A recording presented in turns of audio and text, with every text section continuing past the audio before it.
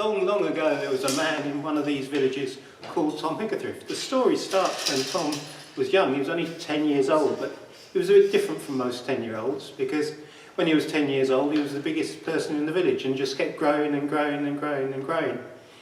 He lived in a little cottage with his old mum. Unfortunately his father had died a few years before, and the cottage was very, very small, and Tom was a bit lazy as he was growing up.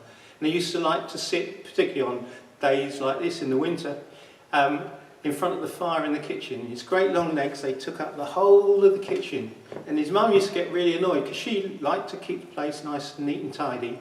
And his legs got in the way of the broom as she was sweeping up. So one day she said, "Tom, you're a lazy old thing. You like sitting in front of that there fire. I want you to go out up to Farmer Pace's place and get some new logs for us. He says we can have as many logs as we want."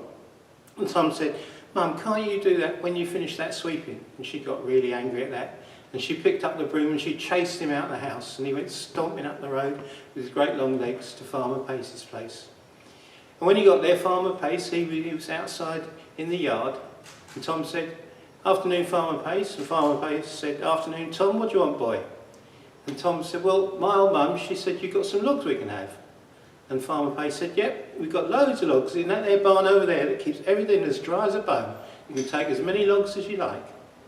So Tom went over to the barn, went through the door, and there were logs everywhere. And he thought, "Oh no, I'm going to be going backwards and forwards and backwards and forwards." And then over against the wall of the barn, he saw this great long tree trunk. And he thought, "I know what, I'll go and pick that up." And then we've got loads of wood in one go. So he went over to the tree trunk, picked it up as if it was just a pencil or something, and popped it on his shoulder. And he went out through the barn.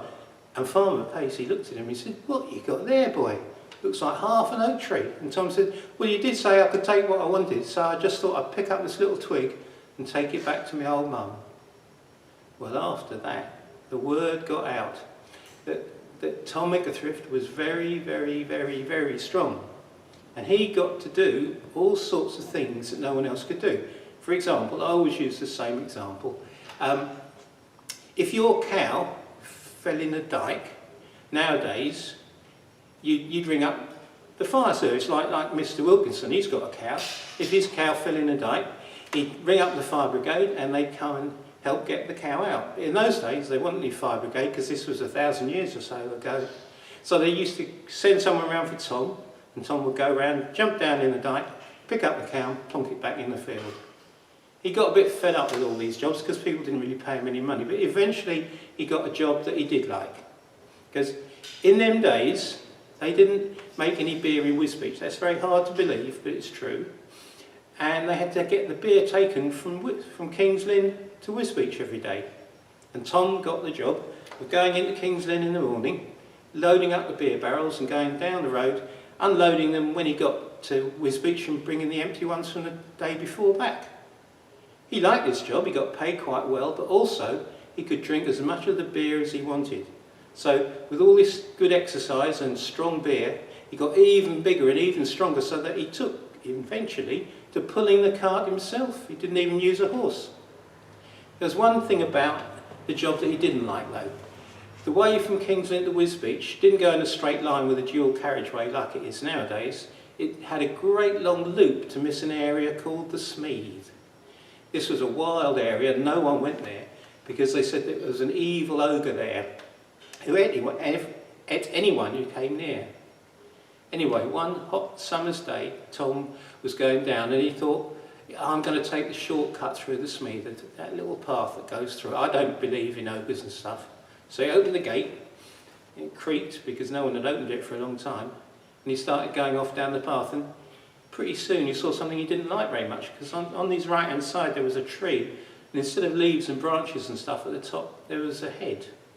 And he thought, "That's not very nice." And he went on a bit further, and on the left hand side there was another tree with another head, and he said, he thought, "Well, I better turn around and go." And he started to turn around when out jumped the ogre. And he was enormous, and he had a huge great club, and he swung the club at Tom, and Tom leapt out of the way, and the club smashed into the cart and sent the beer barrels all over the place.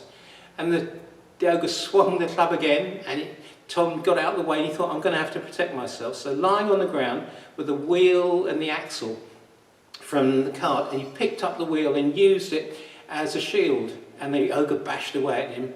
And then you thought, I've got to fight back. So picked up the axle, great big old bit of metal, but he was strong and he could use it. And he fought back against the ogre, and they fought and they fought and they fought and they fought. And eventually Tom beat the ogre down to the ground, and he stood over him with the axle. And the ogre said, don't kill me, don't kill me, don't hurt me. I can see you're very strong and very, very clever. And you could stay here with me and help me kill people and steal things. I've got lots of stuff. I've got all sorts of gold and jewels and money in a cave just round the corner. I'll share that with you. And Tom said, you ain't going to hurt nobody no more. And with one swing of the axle, he chopped off the ogre's head. And he dusted himself down, and he thought, oh, there's poor people in Wisbech. I better put the cart back together and get the beer to them. So he did that. And he was about to set off when he thought, he said something about a cave and gold and jewels and money. And he had a little search. And there it was, a cave full of gold and jewels and money. And he got a rock and rolled it up against the entrance to the cave. And he said, I think I'll come back for this later. And he was about to set off again when he thought, well, they might not believe that the ogre's dead and it's safe through here. So he plonked the ogre's body on top of the cart of the beer barrels and put his head on the top and went off down the road and emerged from the Smead in the village of Emnith. And everybody started coming out and cheering. So that by the time he got to the middle of Wisbech, everyone was there, including the mayor, who thanked Tom for killing the ogre and making the fenlands safe. And that was the beginning of Tom's great good fortune.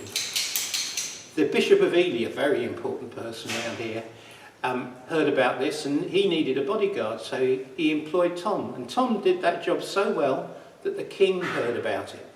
And Tom was summoned to go down to London, to the Tower of London, and he knelt down in front of the king, and the king took his sword out and tapped him on one shoulder, and then the other shoulder, and then the first shoulder again. And he said, "Arise, Sir Thomas Hickathrift." So Tom, who was a poor boy from a little village out here in the middle of nowhere, suddenly was one of the king's knights. And the king said, "Sir Thomas, all of my knights have to have symbols to represent them to go on their shields. What would you like for your symbol?" And Tom said, "I hadn't thought about that, Your Majesty. I thought I'd have something that went with my story.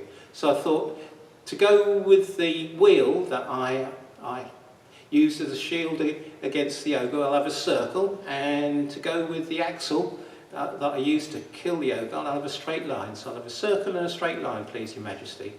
And the king said, "That sounds very appropriate." Tom stayed working for the king for quite a few years. He built himself a great big house in the middle of the marshland, and he moved his mum in, but eventually, like everybody else, he got quite old, and people knew that in a few years he could actually possibly die. So they went round to see him, and he was sitting outside in his chair, and they said to him, Sir Thomas, they had to shout because he was going a bit deaf by now, "You have to help us out." And Tom said, "I've been helping you lot out for ages. If a wind came along and blew your roof off, I'd buy you new tiles and stuff like that." And they said, yeah, we know all that, Sir Thomas. You see, the thing is that you live out here in the middle of nowhere, and eventually you're going to have to be buried in one of the villages. So we'd like you to help us. Tell us which one." And Tom said, "Well, we can't have arguments. Help me out of the chair." And they helped him out. It took about 8 of them to help him get up. And he went over to a huge great rock, and he said, "Now I'm going to throw this little pebble across the marshland, and where it falls, that's where I want to be buried." And he picked up the rock and hurled it across the marshland. And eventually it hit the church tower in the village of Tilney All Saints. And if you go there today, walk round the back of the church, you'll see the grave of Tom Hickathrift. And it's 8 feet long, and they say they had to fold him in half to get him in there.